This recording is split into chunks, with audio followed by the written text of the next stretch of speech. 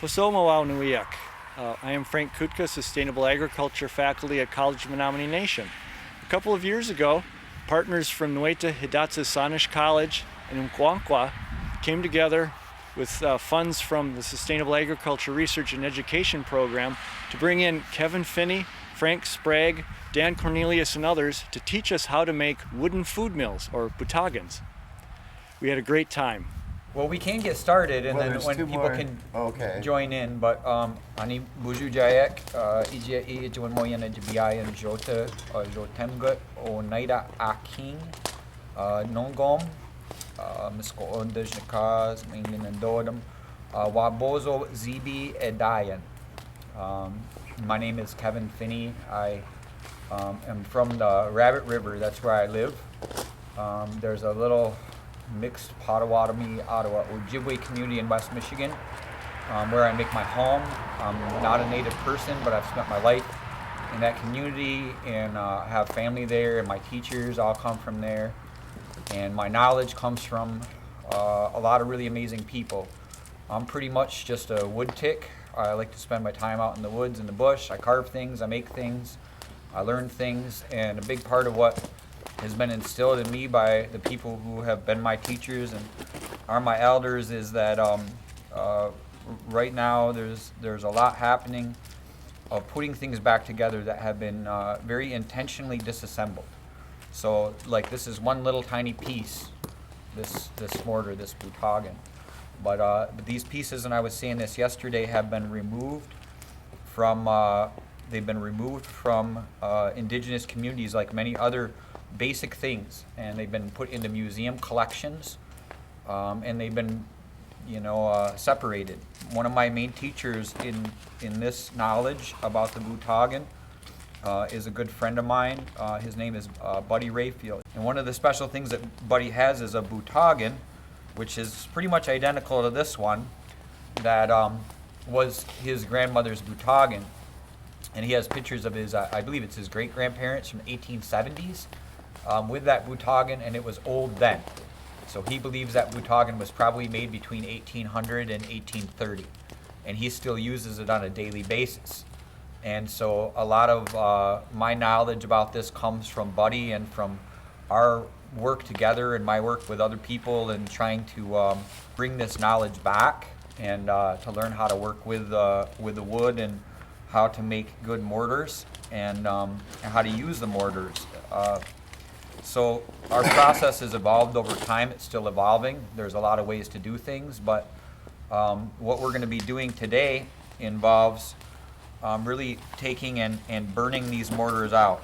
Over time, we've developed kind of together a method which involves using a chainsaw to do some dive cuts into the logs, which is what we were doing before.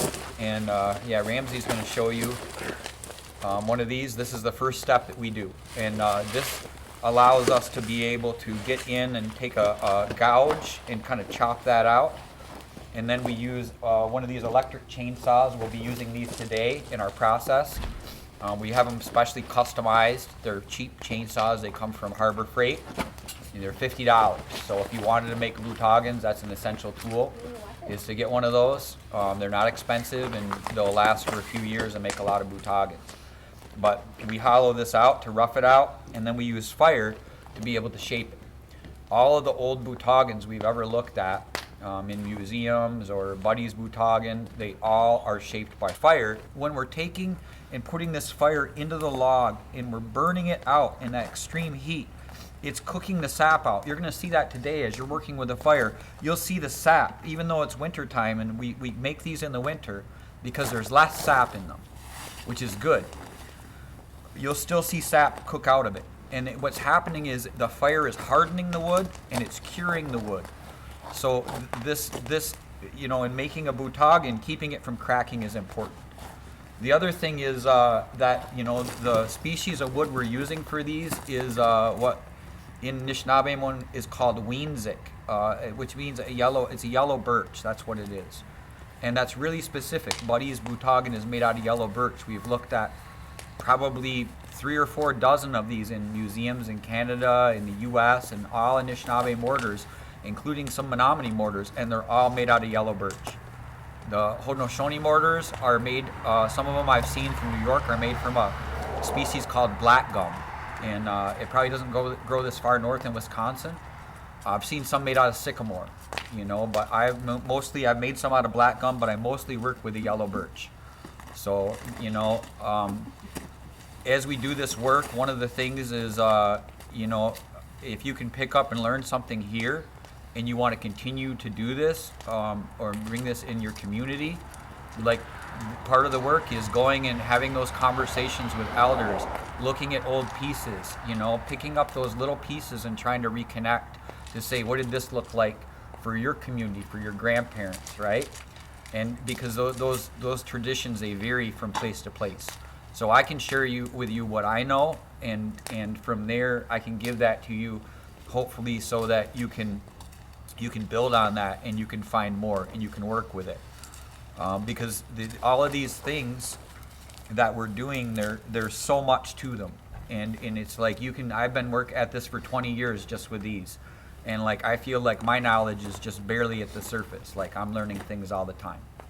So this is an average size for an Anishinaabe bootaagan. Bootaagan is a word in Anishinaabe one for this, and the root of that is bootaage, which means to grind something by crushing it up.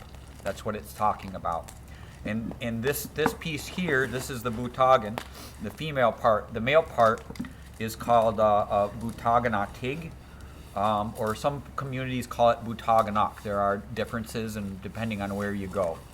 And it's interesting because in different communities I've heard more than one bootaagan referred to as bootaaganun or bootaaganuk. And bootaaganuk would mean it's animate, it has a spirit in it. Bootaaganun means it doesn't. So it's one of those words in Anishinaabe one that in some places it's recognized as having a spirit, and some places it doesn't. That's a regional thing. These small ones were used because Anishinaabe people were really seasonal people in the past, moving with the seasons, like this time of the year, people were getting ready to move to their sugar bush camp and to sugar, and then as a big family camp, and then head to sturgeon harvest. And then after sturgeon harvest to their planting grounds along the rivers to plant and grow food, and then in the fall to rice, and then after that, off to a hunt, to your hunting camp with just your smaller family group. So people had to travel multiple times a year, so having a great big bootaagan was not an efficient thing. Having something you can put in a canoe, take with you, that was important. There's kind of two sizes that we brought. There's a lot of diversity in doing this. When we make a bootaagan, we have to cut a tree. And in a tree, you're going to get anywhere from, at minimum, 6 up to 12 sections. So, like, when you do this, it's not like, oh, I'm just going to make one. Like, you might as well have a whole group of people making them. That's my experience, There's a lot of other things you can use this yellow birch for. It is honestly the very best wood for making snowshoes. It's even better than white ash. It bends really well. In the old days, it was used for splitting out and making planks for toboggans because it bends well. It's an awesome carving wood to make planting sticks and cooking paddles out of. So there's a lot of other uses for this tree besides just the bootaagan. In the springtime, you can tap these trees, and right after the maples stop giving their sap, the yellow birches will start right after the maples, usually within a day or two. Then these guys pick up, and they produce a lot more sap, but there's very little sugar, and for the most part, that's just used as a medicine. But the sap is really, really good to drink. It has inside of it a chemical called menthol salicylate.